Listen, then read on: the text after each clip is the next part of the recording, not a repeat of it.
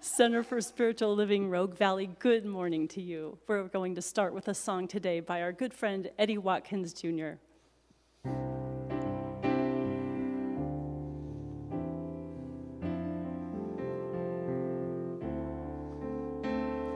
Here we all are, gathered together in this place.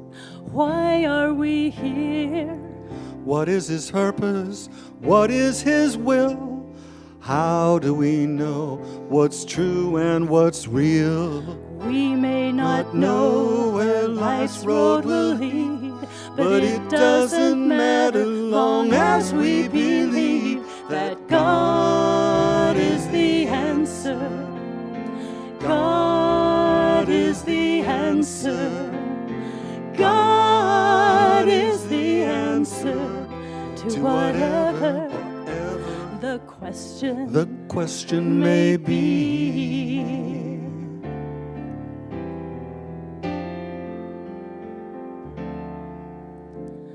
What's going on in this world today? Where do we fit? What can we do to make a difference? What can we say? Where do we go? This way or that way? If we always and truly believe and love one another, we can let the world see that God is the answer. God is the answer. God is the answer to whatever the question may be.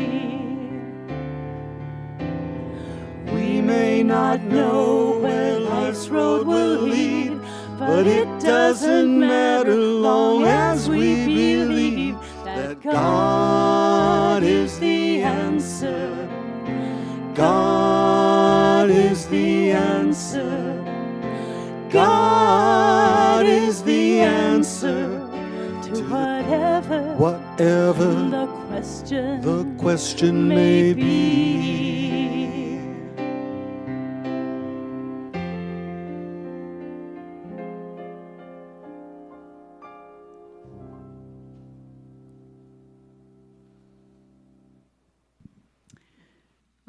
Beautiful. Anton Mizrak, Laura Berryhill. Love is the answer. Hello, everyone, and welcome to Center for Spiritual Living, Rogue Valley. I'm Kimberly Hawkins, Senior Minister and Spiritual Director here. And as always, it is my pleasure to welcome you all, no matter where you happen to be on your personal spiritual journey. You are welcome here. We are an inclusive, progressive spiritual community, teaching spiritual tools to transform personal lives and help make a world that works for everyone. We have a very small studio audience, as we're calling it this morning, as we've decided not to meet at large in person because of the COVID surge, but knowing that you're welcome whether you're here in this room or whether you're watching us online. As you have already heard, Anton and Laura are our beautiful musicians this morning. Maggie Covarrubias is our practitioner, who in a moment will be doing our invocation and reading. And let's see, holding high watch from home is practitioner Wendy Wellborn. So I'm going to turn it over again to Anton and Laura to prepare us for our opening prayer and reading. Thank you. I'm deliberately taking off my mask on camera to let you know that we just came from a wonderful gathering, New Thought gathering in Asilomar, 55 people. We all wore masks. We were in a room for 5 days, 8 hours, no COVID spread. Masking works. And which also reminds us of the second thing. Great musicians, Karen Drucker, Manoz, Jamie Lula, ourselves. We write the music. We think of you every day. You're our inspiration. So this song is dedicated to you, as all of the New Thought music that you hear, because everybody who writes music in New Thought is writing to you directly.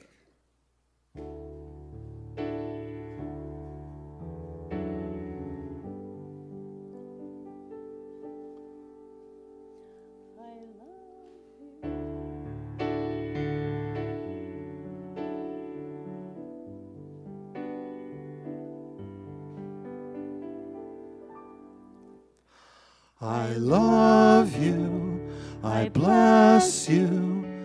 Thank you for being in the world. I love you, I bless you. Thank you for being in the world. I love you, I bless you. Thank you for being in the world.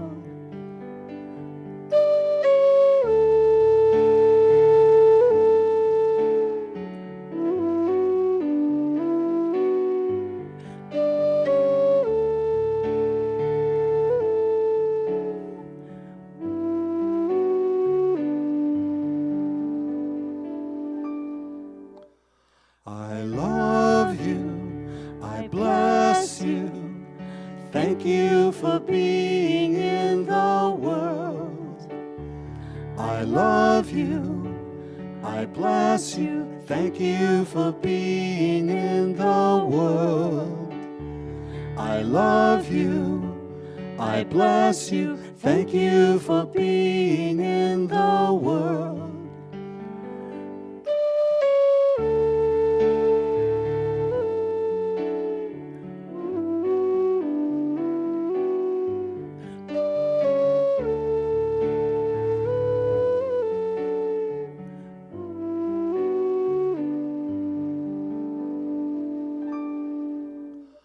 I love you, I bless you.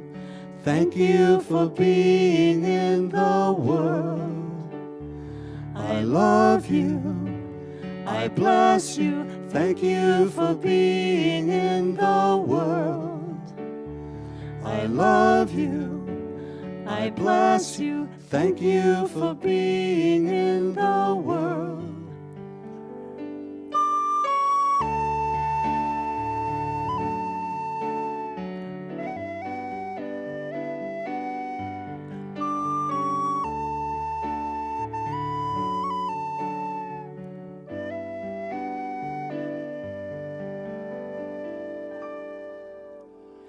I love you, I bless you. Thank you for being in the world.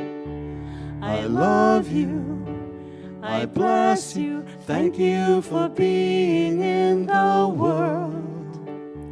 I love you, I bless you. Thank you for being in the world.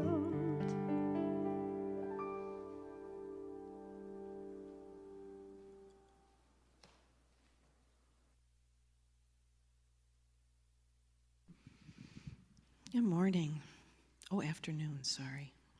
It's morning somewhere. I invite you to take this moment, center yourself, whether you're sitting in your front yard, sitting in your living room, or here in this room.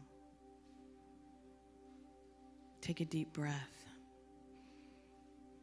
That holy breath, and release it. And know, right here, right now with me, that there is a presence of love and light and life that surrounds us, that embraces us, that loves us with every beat of our hearts. This power, this presence that I speak of is God. We are one with God. And I know right now, as we gather in this sacred time together, that God is the answer. That God's power and love and light is stronger than any virus, is stronger than any smoke, is more powerful than any divisiveness. That light, that love lives within us, and we share that light and love with the world. And I know as we gather in this sacred time together, that we join together as a community, that we show each other love and compassion and kindness, that the words that we hear today inspire us, that the music, the beautiful music, lifts us. And in this time together, we remember to see ourselves as God sees us, perfect, whole, and complete, always loved, forever embraced. And so I bless this service, those that made it happen, and the community at large, knowing that as we embrace that love and light, that it expands beyond us and into the world at large. I'm so grateful for this community, and I'm so grateful to know that God is all there is. God has the answers. We know this. We affirm it. And I bless all of us in this community by saying, and so it is. So, being back here again, I had to bring Mark Nepo because I'm the Nepo nerd. Love that man. And I'm not stalking him, but I just love him.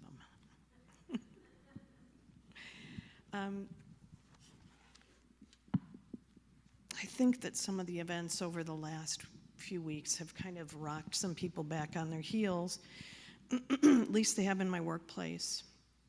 And I saw this writing from Mark Nepo's book, The Book of Awakening. I had to look because I have all his books, for August 15th. And the title is Being Held, and it struck me that this would be a good thing to share today. It starts out with a quote, "Perhaps the shortest and most powerful prayer in human language is help." Father Thomas Keating. And Mark Nepo writes, "A hardness we can't see, cold and rigid, begins to form between us and the world the longer we stay silent about what we need. It is not even about getting what we need, but about admitting, mostly to ourselves, that we do have needs. Asking for help, whether we get it or not, breaks the hardness that builds in the world. Paradoxically, asking even for the things that no one can give, we are relieved and blessed for the asking. For admitting our humanness lets the soul break surface, the way a dolphin leaps for the sun. One of the most painful barriers we can experience is the sense of isolation the modern world fosters, which can only be broken by our willingness to be held, by the quiet courage to allow our vulnerabilities to be seen. For as water fills a hole and as light fills the dark, kindness wraps around what is soft, if what is soft can be seen. So, admitting what we need, asking for help, letting our softness show. These are prayers without words that friends, strangers, wind, and time all wrap themselves around. Allowing ourselves to be held is like returning to the womb. And so it is.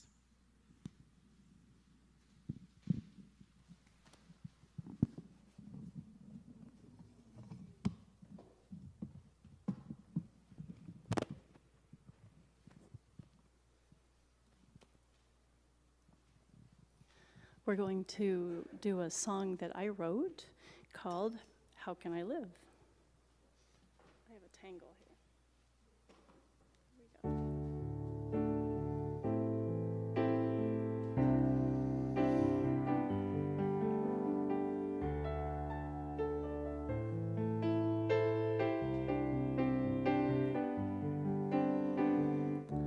Deep inside, a voice so clear, yet so far away, a dream that calls out to the heart of another way. When the knowing grows strong, a river to the sea, every purpose of my life flowing into me. How can I live deep inside this dream awaking? How can I give of my life, myself? How can I know on this journey there's no turning back? And how can I grow from the courage of my heart? In the quiet of my mind lies the jewel of wisdom. The perfection of my heart holds the purest vision. In the stillness of my soul are the keys to freedom, showing me the way.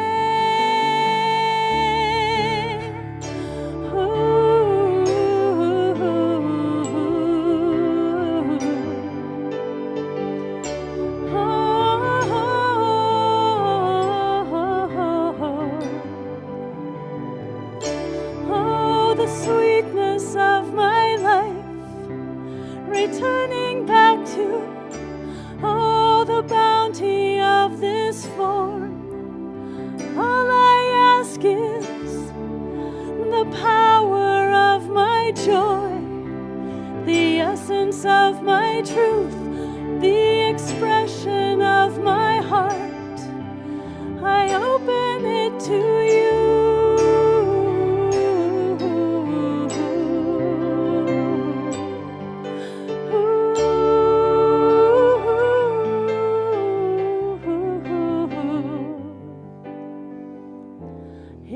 The quiet of my mind lies the jewel of wisdom. The perfection of my heart holds the purest vision. In the stillness of my soul are the keys to freedom, opening the way. How can I live deep inside this dream awaking? How can I give of my life, myself? How can I know on this journey there's no turning back? And how can I grow from the courage of my heart? Ooh, how can I live? Oh, how can I give? Ooh, how can I live? Oh, I can live.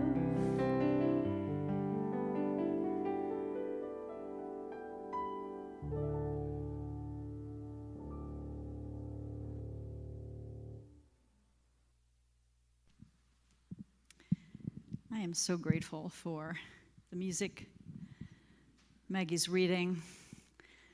I feel supported in these challenging times by reminders of the sweetness of life, of the fact that we are held, that God is always right with us. So thank you all. It's been an interesting morning. You'll notice there's a computer in front of me. I couldn't print my mind map for my talk, so I'm hoping the computer battery lasts. And if it doesn't, well. We'll roll with it.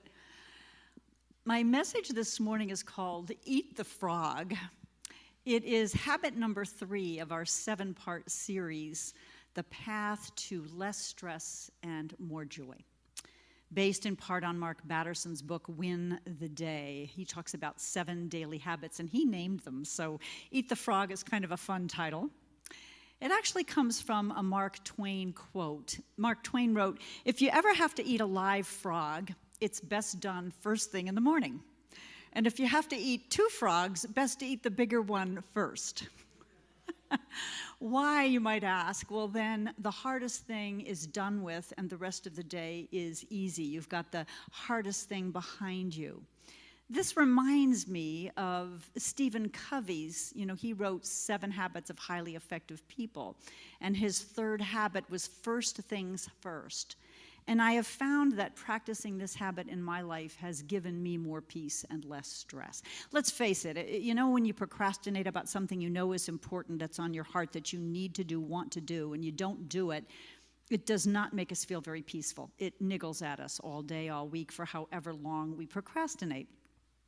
When I read Covey's book, I was interested in the visual of a glass vase.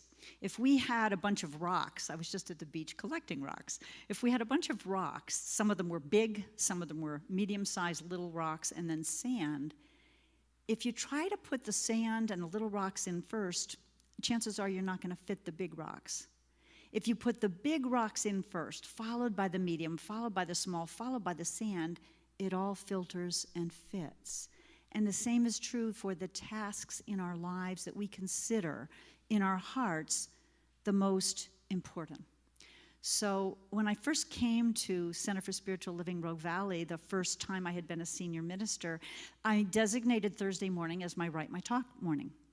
And it was so easy to sit down at the computer and get lost in emails and other tasks and get diverted, and it would be sometimes early afternoon before I tackled the talk. And by then, my energy level wasn't at its best. So I made a commitment some time ago about first things first, about eat the frog. The most important thing for me was to write that talk, and I commit now and have committed for some time to sit down at 9 in the morning and let the talk be co-created. I'm open with Spirit, and we write the talk. In the book, Win the Day, Batterson says this. He says, the one thing you may least like to do, but you feel best about afterwards, that's your frog.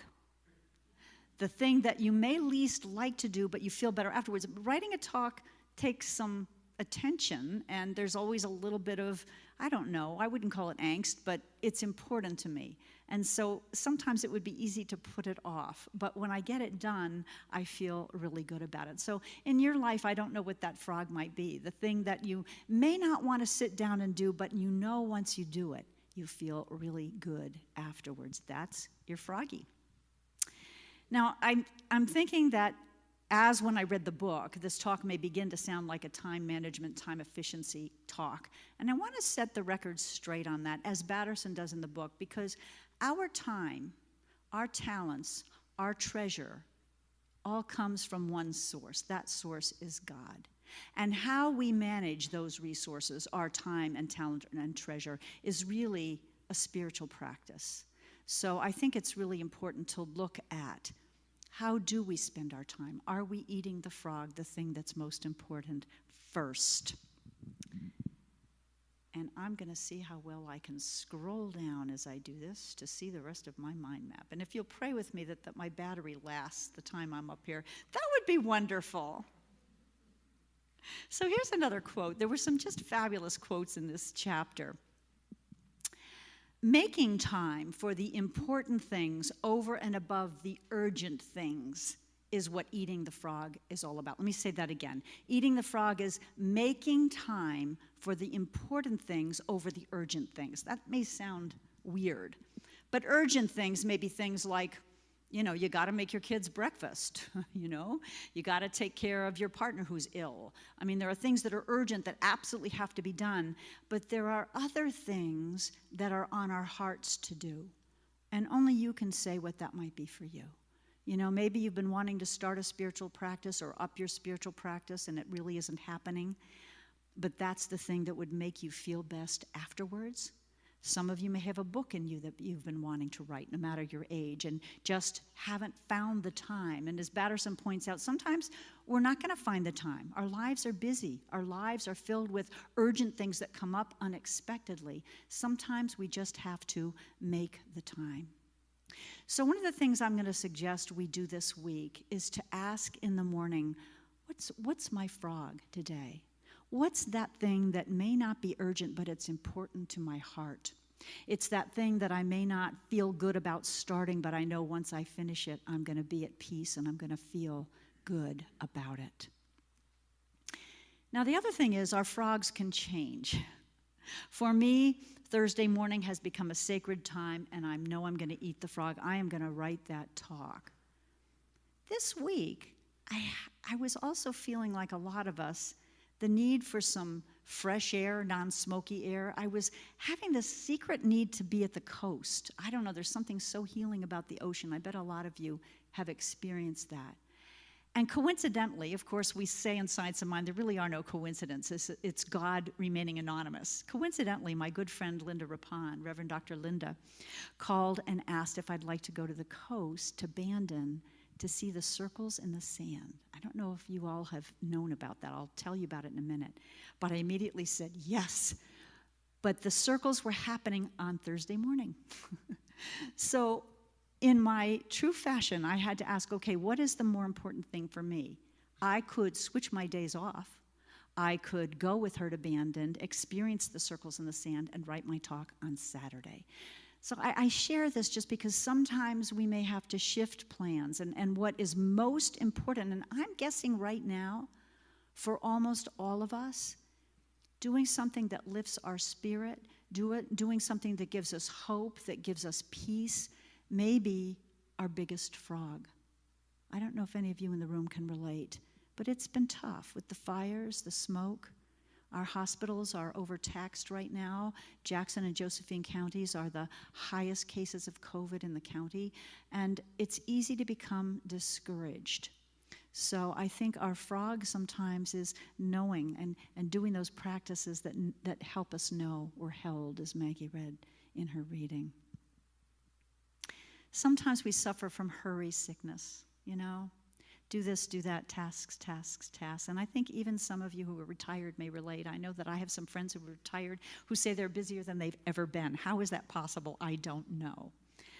But when we suffer from hurry sickness, one of the things we can do is observe a Sabbath. And that doesn't have to happen on Sunday. I'm so glad you're listening, whether it's Sunday or later in the week, to the recording. It means taking a break and focusing on what connects us to our source, our God, our higher power. I love the story of a British expedition that was climbing in the Himalayan mountains, and they had native Sherpas to carry all their gear. And the first 2 days they made great time, and I have British blood in me, so I can make fun of a trait. I mean, Brits are efficient, and that's a really good thing, but like anything, there can be ups and downsides to our traits, right? So the first 2 days, the leaders of the British expedition pushed the Sherpas, and they made great time, and they traveled fast and far. On the third morning, the British contingent got up and dressed and ready to go, and the Sherpas weren't moving.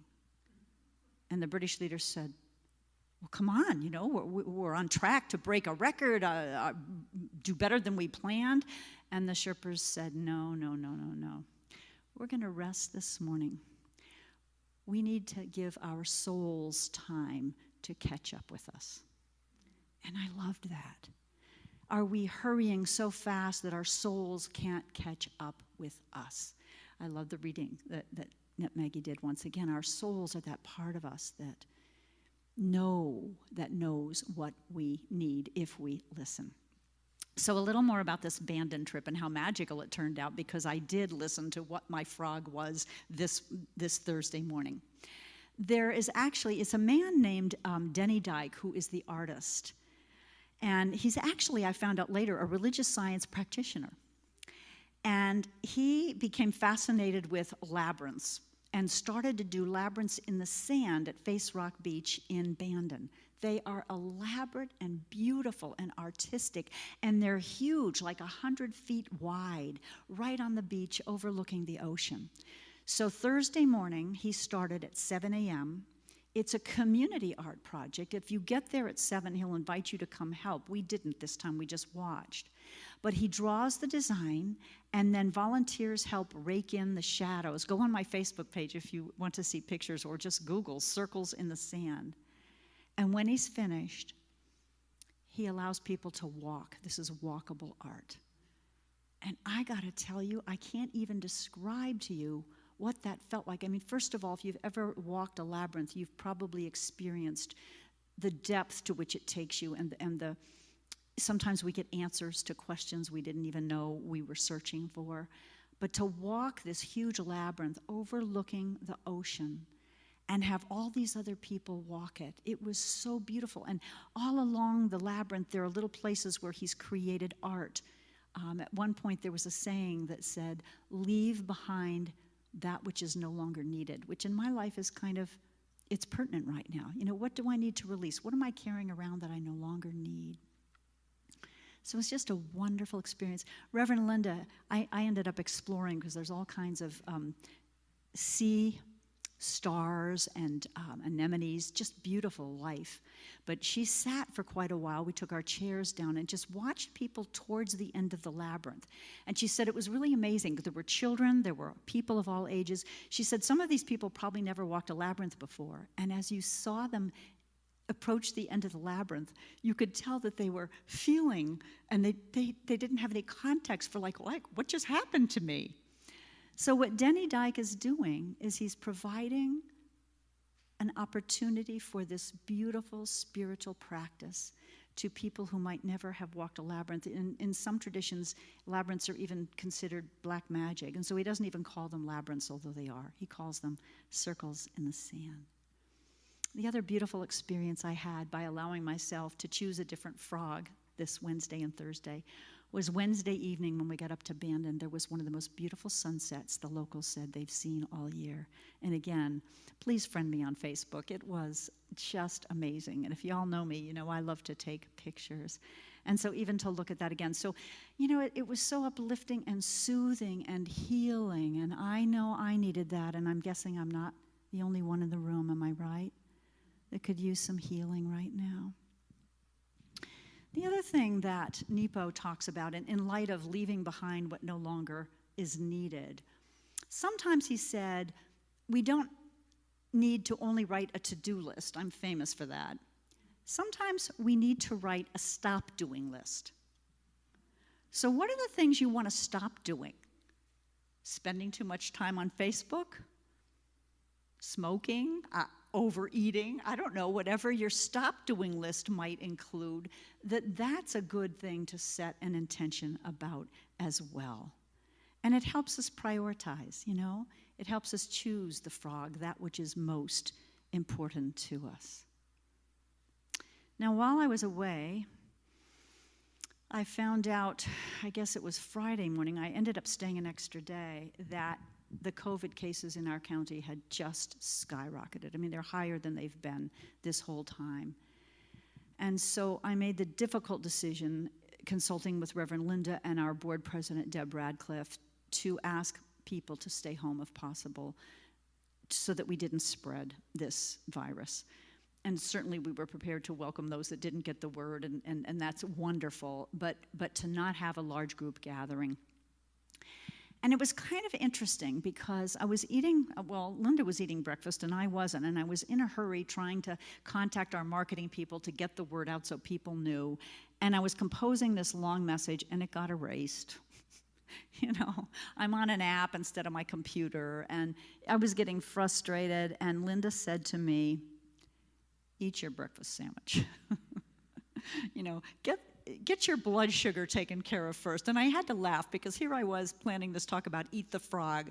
What is most important? Sometimes we can't push ourselves, and sometimes if we take a break to just take care of our basic needs, you know, like Maslow's order of needs, rest, food, centering, and so I did. I took a break, I ate my breakfast sandwich, and got the messages written and sent without a problem. And you know, it reminds me that when we're ill physically, medical professionals will check our vital signs, right? Our oxygen levels, our heart rate, and so on. I think we need to continually take our spiritual vital signs. What are the signs that we are spiritually healthy? I think that we're feeling hopeful, we're feeling connected, we're feeling peaceful, we're feeling some joy, we're feeling able to be present in the moment and appreciate and be grateful for the beauty around us. And if those things are not happening, then I think it's time to choose a new frog and to take a break, to take a meditation break, a little break from our daily routine, whatever it might be. And the other thing I found, and I bet you have too, that sometimes we need to calendar these things. Sometimes we need to put me time on the calendar because otherwise it just never happens, right?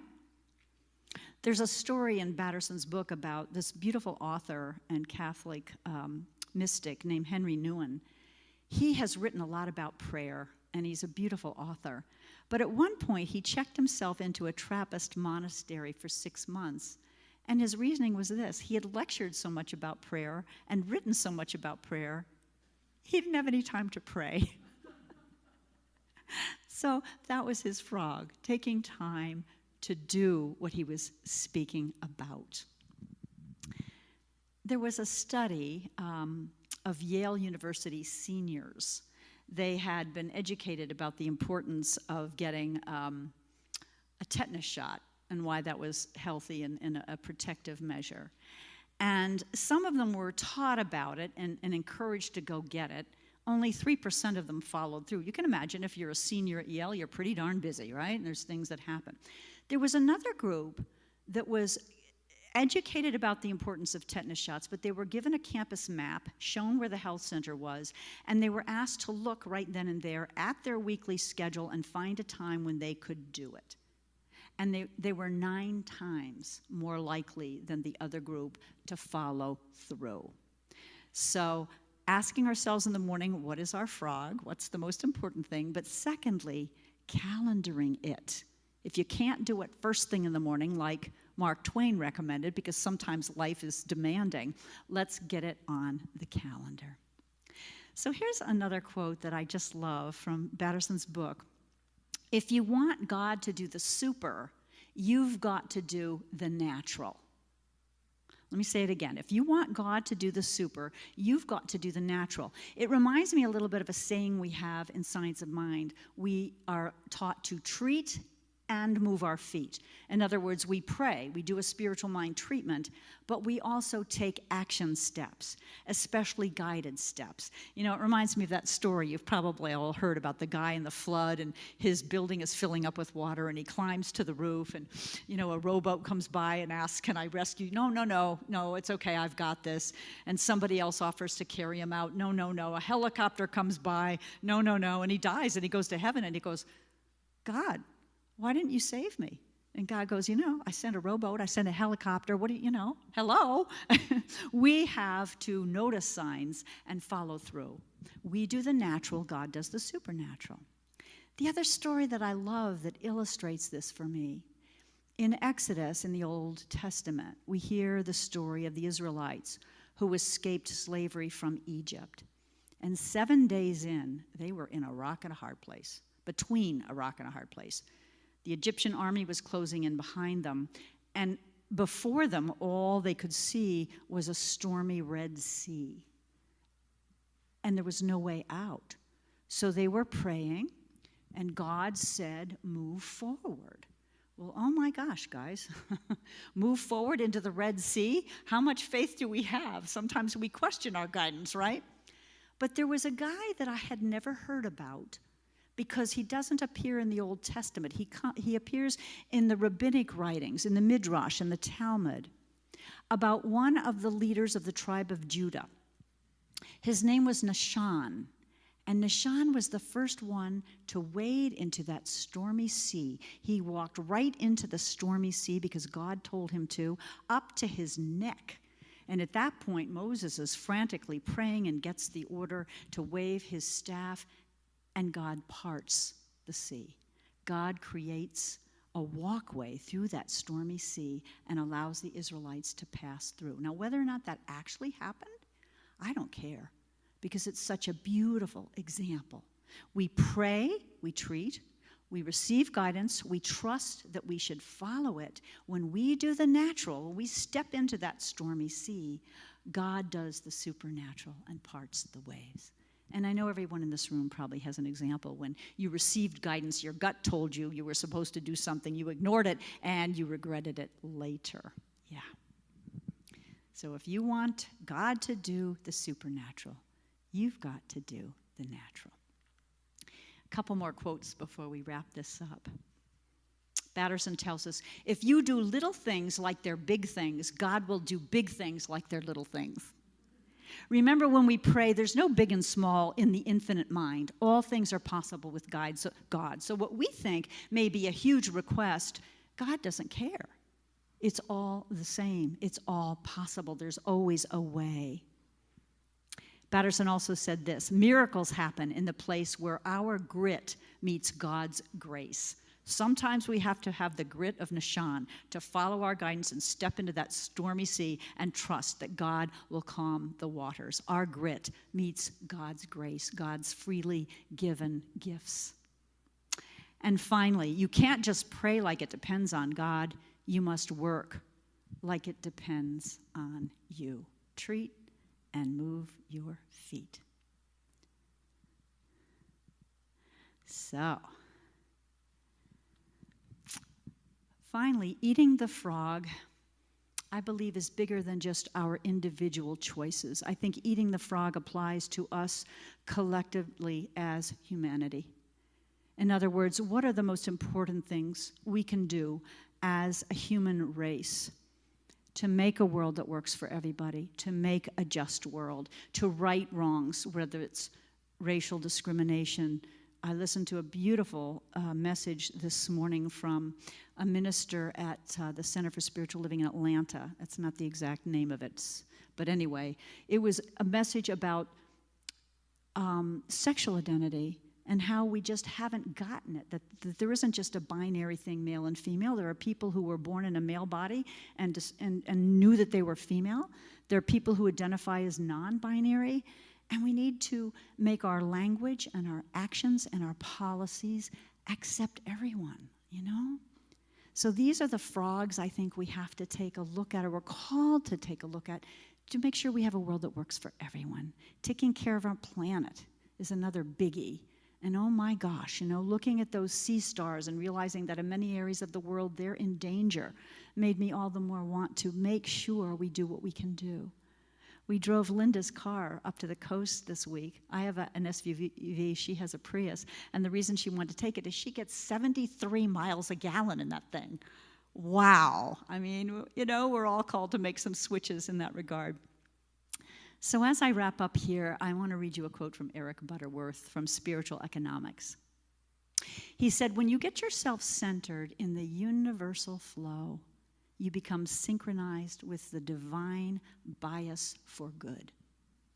The divine bias for good. Amazing things can and will unfold. Some will call them miracles, but you will accept them as the perfectly natural function of the divine process. So, a call to synchronize ourselves with the divine bias for good.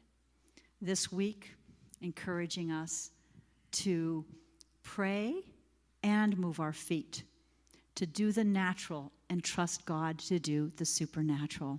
Let God do the rest. To choose our frog, what is that which is most important in our hearts, that which may be difficult to start, but we know we'll feel really good when we finish. That brings us peace. To look at our collective frogs, where do we need to make shifts in our social policy, in our, whatever it is, election rules and so on, to make a world that works for all. So I trust we'll look at that this week. I know that it will bring us peace and joy as we eat our frog. So now go eat your frog. Instead of going right into prayer, I thought I'd do something today that's a little different. I listened this morning to a meditation from a Buddhist teacher named Jack Kornfield. Some of you know him. And it brought me a lot of peace. And I think that we need that right now. So for me, the frog right now is let's do a little meditating together. In this time of great global difficulty and challenge, Kornfield told us, amidst the coronavirus pandemic, it's so important to bring a strong healing energy into our world, which we can each do. So this is a practice of the healing heart. the visioning of healing and renewal for everyone on the planet. He said it's time for us to be the medicine, the lamp in the darkness, a carrier of hope. And that the human family needs this medicine, as do each of our own bodies and hearts. He reminds us that after every great hardship, there is a refreshing, a renewal, just as when spring brings new buds and new life. But within us is a healing power. The healing power of the divine, that unstoppable power of renewal and love. Suffering is never the end of the story. Never. Love is. So let us practice the healing love together. I'm inviting you to each to take a couple deep breaths once again. And imagine you're letting go of any worry, any tension, any suffering as you breathe out. And just becoming aware of your whole body and heart, thanking them for the healing and for all they've been holding recently, caring for you. You might invite your ancestors, your angels, your loved ones here and in another plane. And let's practice this healing love together. So starting where it's easiest, I invite you to bring to mind someone that you care about, a relationship that's not complicated, someone that's easy to love. And just visualize them, picture them. Bring their image in your mind's eye. You might even imagine them as a child, playing, being gleeful and carefree. That spirit that still lives in each one of us. The original goodness that we're each born with and in. And just gaze in your mind's eye at that person tenderly with the eyes of love. Imagine you can surround them with healing energy. Sometimes it helps to imagine a golden light shining all around them. And softly whisper in your own mind these heartfelt intentions. May your spirit be strong. May you be safe and protected. May you be filled with deep healing and goodness. May you be held by love.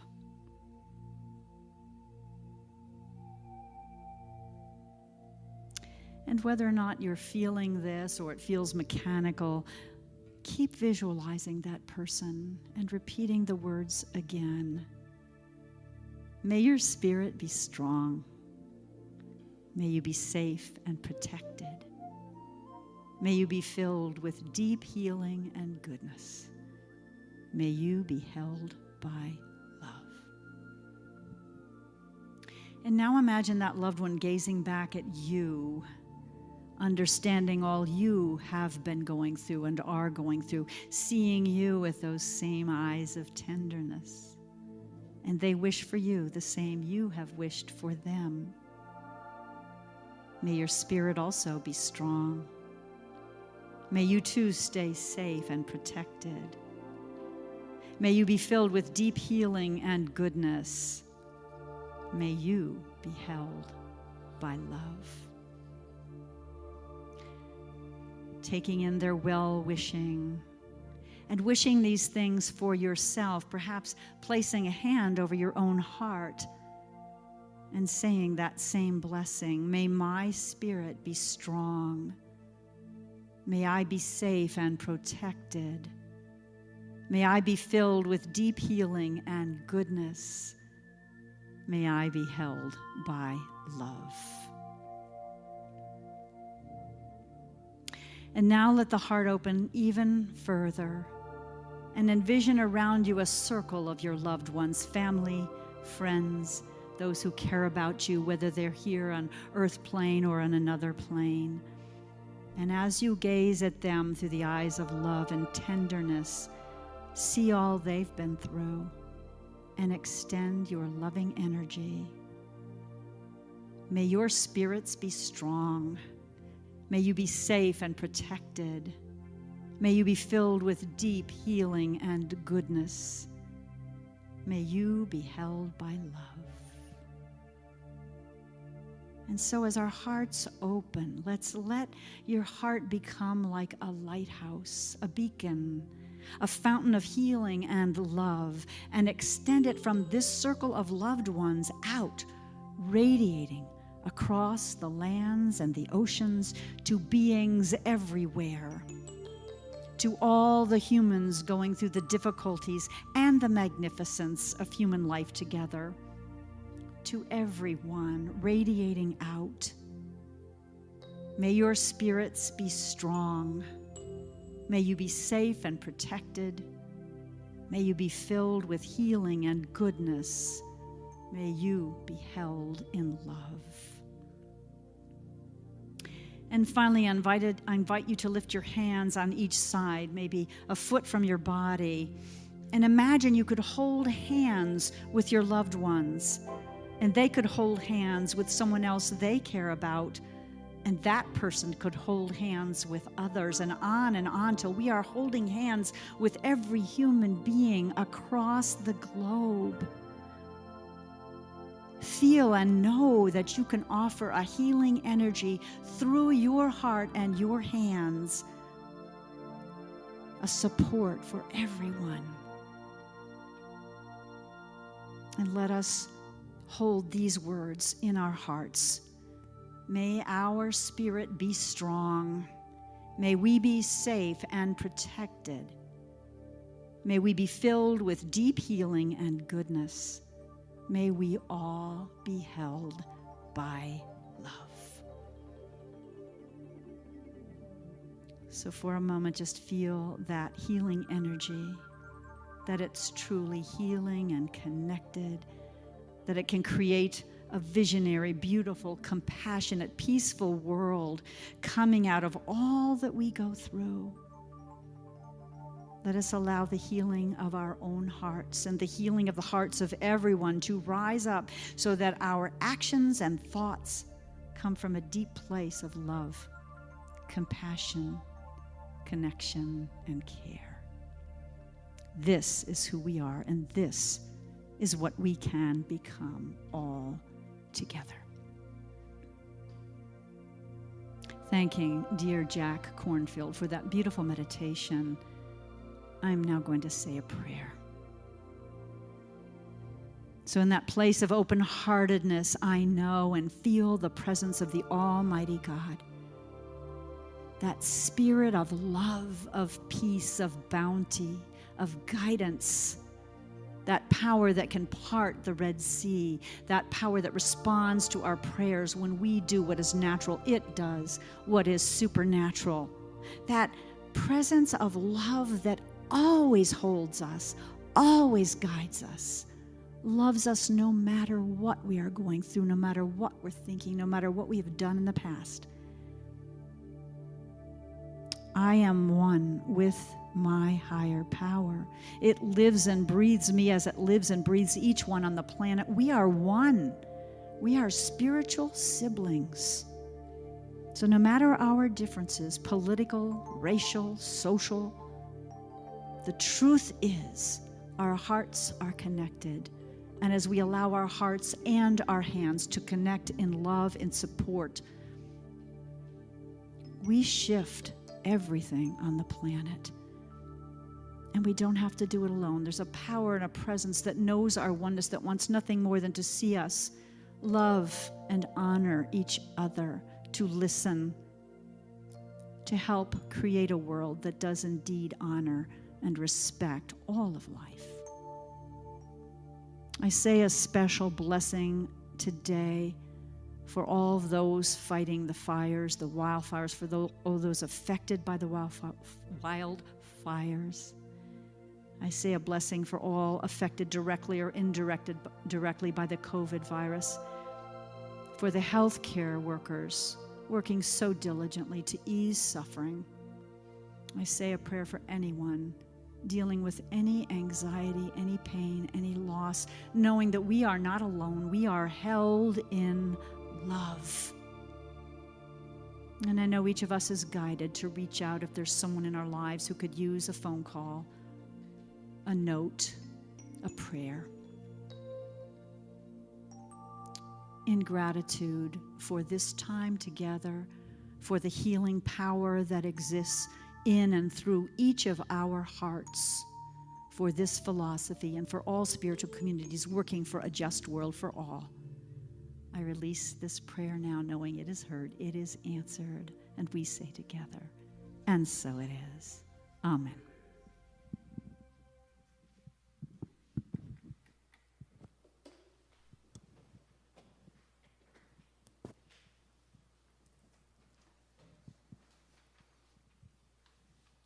We're going to do another song that we wrote.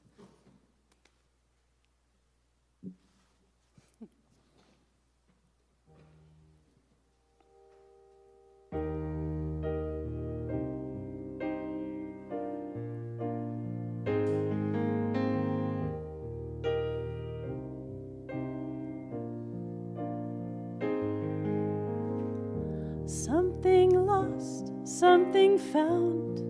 In a single moment, heaven fills your eyes. It's all around. For a single moment, can you hear your heart in the quiet of your dreams? Keep a good heart.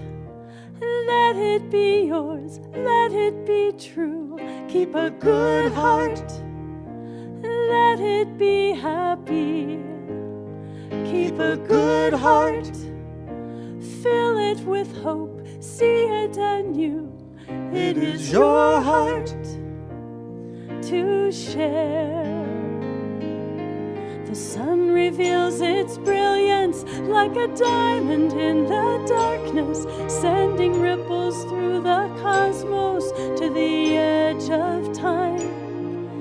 You've given it all away, what you never knew you wanted, what you always thought you had, but the heart remains. Keep a good heart. Let it be yours, let it be true. Keep a good heart. Let it be happy. Keep a good heart. Fill it with hope, see it anew. It is your heart to share. Keep a good heart. Keep a good heart. Keep a good heart.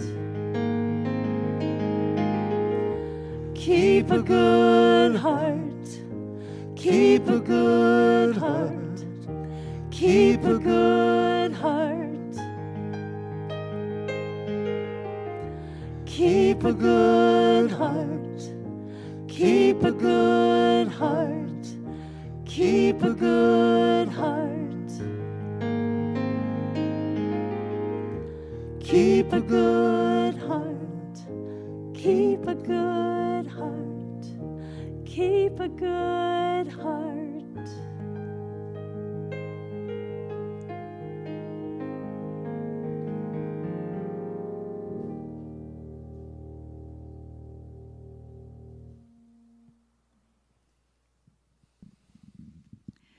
It always amazes me how song selection and reading selections fit. Keep a good heart. I had no idea when I told Anton and Laura the talk title that I'd be doing that meditation. And Maggie, the reading about, being held in love. Wow. So before we end our service, we speak about a spiritual practice called sacred giving. I'm going to read the affirmation, and there's several ways to contribute to our Center for Spiritual Living Rogue Valley so that we can continue our ministry. From the love of pure spirit within me, I bless this gift. I send it forth to heal and bless and prosper. It is evidence of my faith and my belief. It does great work in the world, and it returns to me multiplied abundantly. For those listening online, there are several ways to contribute. You can go to our website, www.cslroguevalley.org, hit the donate button. If you're watching on Facebook, you can also use the donate button there. You can mail a check to CSL RV, P.O. Box 1452, Medford, Oregon 9750. Vivian's shaking her head. Do I have it wrong again? 1458. That's why I got it wrong, because I typed it wrong. Box 1458, 97501. Okay. The slide has it right. Yes, Shannon? Okay, thank you. A couple quick announcements. Nancy Clay, our beloved practitioner, has agreed to resume a Wednesday morning Zoom connection call. So 9 a.m. Wednesday mornings, you can join us on Zoom. The link will be in our newsletter and on Facebook. It's a time of a half hour of spiritual practice and then just some sharing and connection. We've had a request from some people in our community who were joining that call before we started to meet in person. As always, we are open to your prayer requests. There should be a box in the room if you're in the room, and if you're not, to go online on our website and hit the prayer request button. When a request gets made, our whole team of practitioners and ministers pray for you or your loved one, whoever you're requesting prayer for the whole week. I think that is about it. I'm going to go to Anton and Laura one more time for our closing song, and then we'll do a final blessing. This is a song by my good friend Karen Drucker, who we got to play with last week. Karen, thanks for your decluttering workshop and all that amazing stuff. I am the heart, I am the hands, I am the voice of spirit on earth.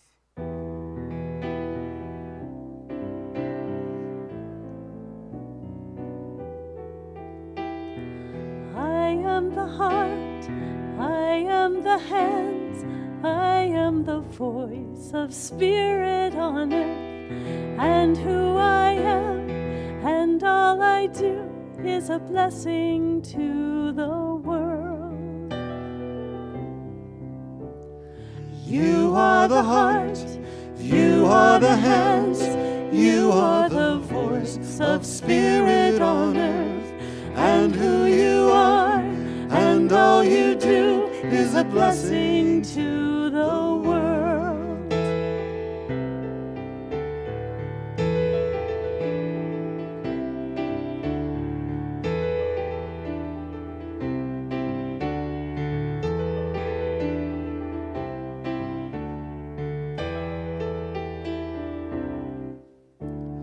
We are the heart, we are the hands, we are the voice of spirit on earth, and who we are, and all we do is a blessing to the world. You are the heart, you are the hands, you are the voice of spirit on earth, and who you are, and all you do is a blessing to the world, is a blessing to the world, is a blessing to the world.